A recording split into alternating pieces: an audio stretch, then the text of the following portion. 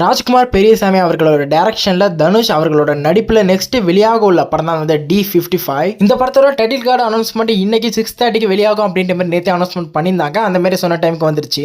இந்த படத்துக்கு ஓம் அப்படின்ற மாதிரி டைட்டில் வச்சிருக்காங்க. இது தமிழுக்கு மட்டும் இல்லாத அதர் லாங்குவேஜ்லயும் இது ஒரு கரெக்டான டைட்டில் தான் இருக்கும் என்ன பொறுத்தளவுக்கு. இந்த படத்தோட டேரக்டரை பொறுத்தளவுக்கு அமரன் எடுத்த ஒரு பிளாக் பஸ்டர் மூவி டேரக்டர் தான். தனுஷ் அவர்களுக்கு லாஸ்டா ரிலீஸ் ஆன மூவிஸ் எதுவுமே வந்து சரியாவே போகல.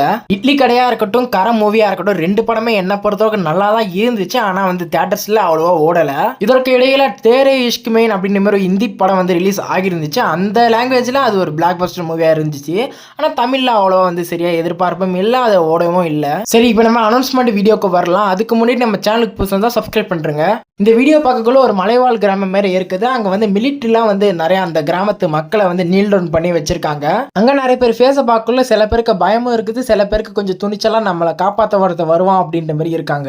அதுக்கப்புறம் ஒரு அறுக்கப்பட்ட மரத்துல ஒரு கோடாலி வந்து பறந்து வந்து விழுது. அதை பார்த்த உடனே தான் அந்த கிராமத்து மக்களுக்கு எல்லாம் நம்மளை காப்பாற்ற ஒருத்தன் வந்துட்டாண்டா அப்படின்ற மாதிரி ஒரு எக்ஸ்பெக்டேஷன் இருக்குது.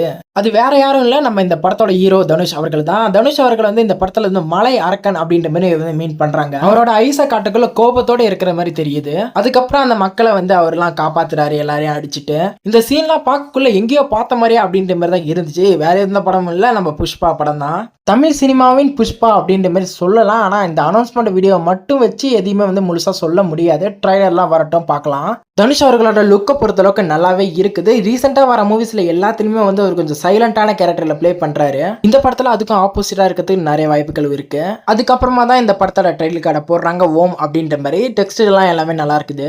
இப்போ ரீசெண்டா வர மூவிஸ் எல்லாத்துலயுமே வந்து டெவோஷனல் வைப்ன்றது எல்லா படத்துலயுமே இருக்குது. இந்த படத்தோட டைட்டில் ஓம் அப்படின்ற மாதிரி வச்சுக்கிறதுனால டெவோஷனல் வைப் அப்படின்ற மாதிரி சொல்லலாம். அதெல்லாம் மட்டும் இல்லாத சாப்டர் 1 அப்படின்ற மாதிரி போட்டு தி பிளட் வுட் அப்படின்ற மாதிரி சொல்றாங்க. நான் ஏற்கனவே சொன்னதான் புஷ்பா படம் மாதிரி வந்து தமிழ் சினிமாவில் இந்த மாதிரி சாப்டர் அப்படின்ற மாதிரி கொண்டு வராங்க போல.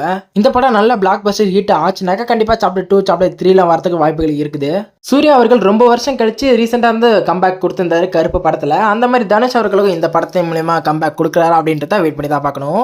அவ்வளவுதான், இந்த வீடியோ ரொம்ப கஷ்டப்பட்டு மேக் பண்ணிருக்கேன். அதனால கண்டிப்பா லைக் பண்ணுங்க, சப்ஸ்கிரைப் பண்ணி பெல் ஐகானை கிளிக் பண்ணிக்கோங்க, 2 பேருக்கு ஷேர் பண்ணுங்க. Bye friends.